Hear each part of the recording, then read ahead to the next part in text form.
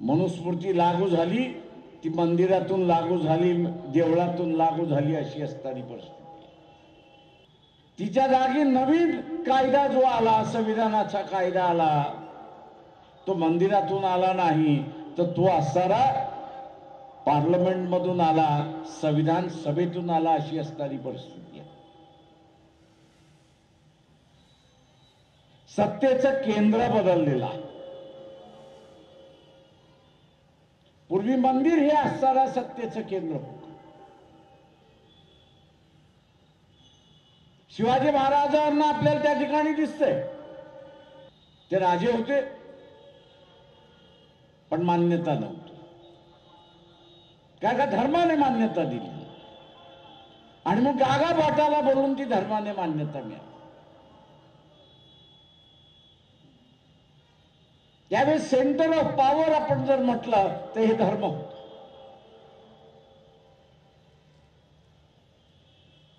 आता जे centre of power आहे हे धर्म नाहीये, मंदिर नाहीये, मंदिर नाहीये, देवळं नाहीये।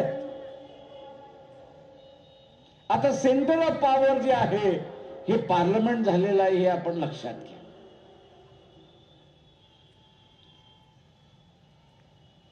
त्याच्यावरती ज्याचा ताबा,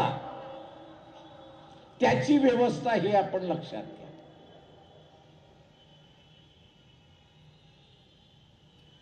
पार्लमेंटवरती ज्याचा ताबा,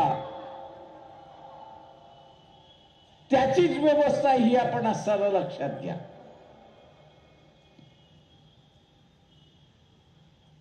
आणि म्हणून उलटून टाकलेली मनूची व्यवस्था ही आपल्याला कायम ठेवायची असेल तर हे पार्लमेंट आपण आपल्या ताब्यात ठेवलं पाहिजे, हे लक्षात ठेवलं पाहिजे। त्याच्यावरती जोपर्यंत आपल्या विचारांचा वर्चस्व आहे, तिथे जोपर्यंत आपल्या विचारांचं वर्चस्व आहे, तोपर्यंत आपली क्रांती यशस्वी, तोपर्यंत आपली असणारी क्रांती यशस्वी। ज्या दिवशी आपल्या विचारांचा पराभव झाला, त्या दिवशी प्रतिक्रांती विजय झाली, हे लक्षात घ्या।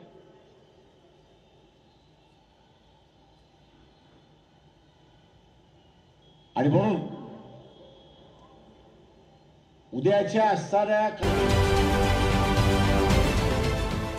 देश विदेशातील प्रत्येक घडामोडींचे लाईव्ह अपडेट मिळवण्यासाठी आता साम टीव्हीच्या सर्व सोशल मीडिया प्लॅटफॉर्मला लाईक, फॉलो आणि सबस्क्राईब करा।